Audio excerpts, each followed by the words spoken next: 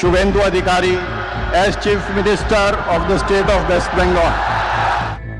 The Governor of West Bengal order, in exercise of the power conferred call record ফাঁস, দক্ষিণ এশিয়ার ভূ রাজনীতি এবং বাংলাদেশের বিনোদন জগতে এক প্রলয়ঙ্কারী ভূমিকম্প।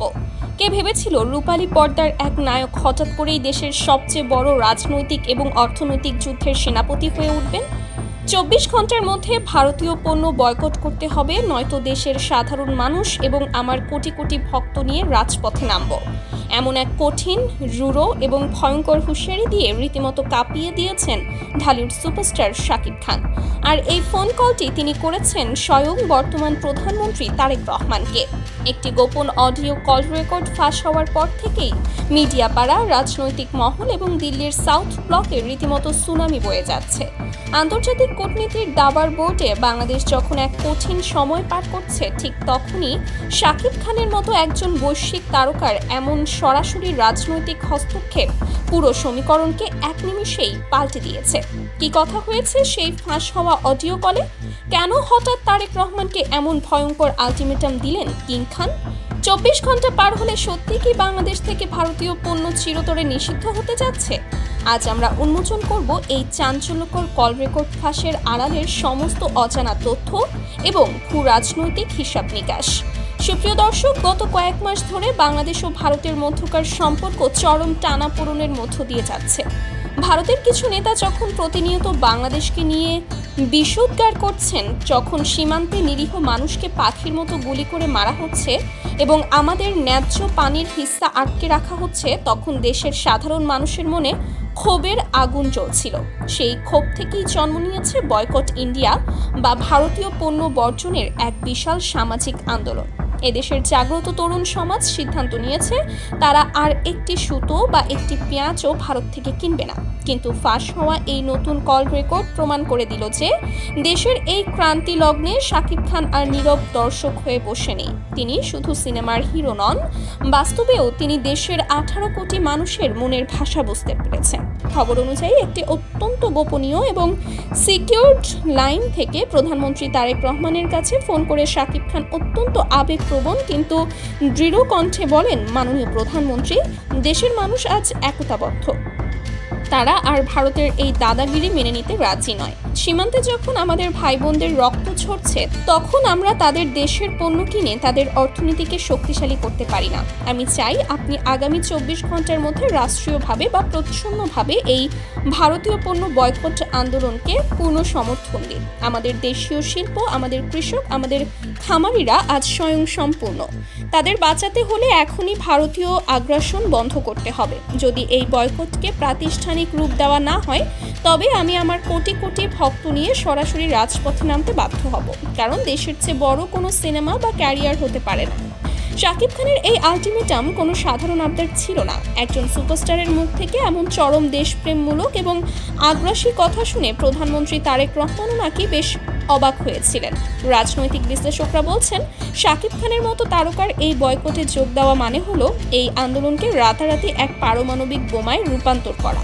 তার ভক্তরা দেশের প্রতিটি আনাচে কানাচে ছড়িয়ে আছে। তিনি যদি একবার প্রকাশ্যে ভারতীয় পণ্য এবং সংস্কৃতির বিরুদ্ধে ডাক দেন, তবে ভারতের বিলিয়ন ডলারের রপ্তানি বাণিজ্যের মেরুদণ্ড আক্ষরিক অর্থেই ভেঙে চুরমার হয়ে যাবে। এই কল রেকর্ডের খবর দিল্লির সাউথ ব্লক এবং কলকাতার নবান্নে পৌঁছাতেই সেখানে রীতিমতো রেড অ্যালার্ট জারি করা হয়েছে। কারণ ভারত খুব ভালো করেই জানে বাংলাদেশের বিশাল বাজারটাই তাদের অর্থনীতির অন্যতম বড় ফুসফুস। আমাদের ঘরের প্রসাধন সামগ্রী থেকে শুরু করে রান্নাঘরের মশলা, পরনের কাপড় কিংবা নিত্যদিনের পেঁয়াজ রসুন, সবকিছুতেই তাদের একচেটিয়া ব্যবসা। শাকিব খানের এক ডাকে যদি ব্যবসা বন্ধ হয়ে যায়, তবে ভারতের লাখ লাখ খামারি ও কৃষক সরাসরি পথে বসবে।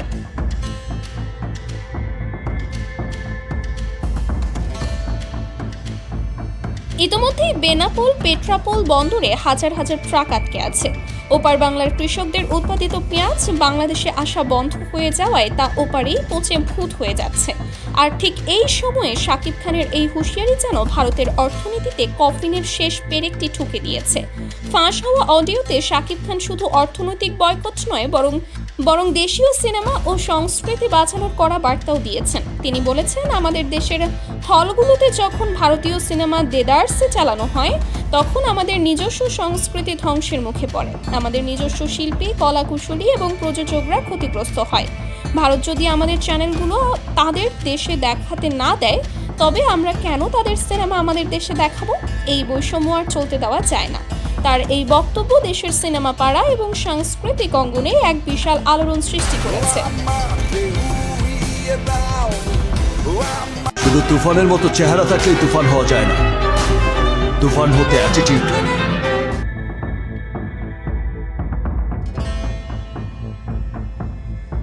অন্যদিকে প্রধানমন্ত্রী তারেক রহমানও শাকিব খানের এই দেশপ্রেম এবং সাহসিকতার চরম প্রশংসা করেছেন বলে ভেতরের খবর। তিনি তাকে আশ্বস্ত করেছেন যে বর্তমান সরকার কোনোভাবেই ভারতের কাছে মাথা নত করবে না। দেশের সাধারণ মানুষ যে ইন্ডিয়া আউট বা বয়কট ইন্ডিয়া ক্যাম্পেইন শুরু করেছে, সরকার তাতে কোনো বাধা দেবে না, বরং দেশীয় শিল্প, কলকারখানা এবং কৃষি খাতকে এমনভাবে প্রণোদনা দেওয়া হবে যাতে খুব দ্রুত আমরা পুরোপুরি আত্মনির্ভরশীল হয়ে উঠতে পারি। এই কল রেকর্ড ফাঁস হওয়ার পর দেশের সাধারণ মানুষ এবং নেটিজেনদের মধ্যে অভূতপূর্ব জাগরণ তৈরি হয়েছে। সোশ্যাল মিডিয়ায় শাকিব খানকে নিয়ে প্রশংসার ঝড় বইছে। সবাই বলছে রিয়েল লাইফের হিরো শাকিব খান। 24 ঘন্টার এই আলটিমেটাম হয়তো আক্ষরিক অর্থে 24 ঘন্টার মধ্যেই সব বদলে দেবে না, কিন্তু এটি যে একটি বিশাল মনস্তাত্ত্বিক যুদ্ধ বা সাইকোলজিক্যাল ওয়ারফেয়ার শুরু করে দিয়েছে তা অস্বীকার করার উপায় নেই। এই বয়কট শুধু ভারতকে শিক্ষা দেওয়ার জন্য নয়, এটি আমাদের নিজেদের পায়ে দাঁড়ানোর সবচেয়ে বড় হাতিয়ার। আমরা যদি ভারতীয় পণ্য বর্জন করে দেশীয় পোশাক ও জিনিসপত্র ব্যবহার করি তবে দেশের টাকা দেশেই থাকবে, লাখ লাখ বেকার যুবকের কর্মসংস্থান হবে। এখন সবার চোখ ঘড়ির কাঁটার দিকে। 24 ঘন্টা পার হওয়ার পর প্রধানমন্ত্রী তারেক রহমান এবং বর্তমান সরকার কি সত্যি ভারতীয় পণ্যের ওপর বড়সড় নিষেধাজ্ঞা আরোপ করতে যাচ্ছে? ভারত কি এই বিশাল অর্থনৈতিক ক্ষতির মুখে পড়ে বাংলাদেশের কাছে মাথা নত করতে বাধ্য হবে? সুপ্রিয় দর্শক, শাকিব খান এবং তারেক রহমানের এই ফাঁস হওয়া কল রেকর্ড এবং বয়কটের আলটিমেটামকে আপনি কিভাবে দেখছেন? শাকিব খানের এই সাহসী পদক্ষেপের সাথে কি আপনি একমত হয়ে ভারতীয় পণ্য বর্জন করতে প্রস্তুত? আপনার অত্যন্ত মূল্যবান এবং সাহসী মতামত অবশ্যই কমেন্ট বক্সে লিখে জানান। দেশের এমন সব এক্সক্লুসিভ খবরের আপডেট সবার আগে পেতে চ্যানেলটি সাবস্ক্রাইব করুন এবং বেল আইকনটি চেপে রাখুন। ভিডিওটি ভালো লাগলে লাইক ও শেয়ার করে সবাইকে সত্যটা জানার সুযোগ করে দিন। আজ এ পর্যন্তই। ভালো থাকবেন, দেশের পক্ষে থাকবেন। আল্লাহ হাফেজ।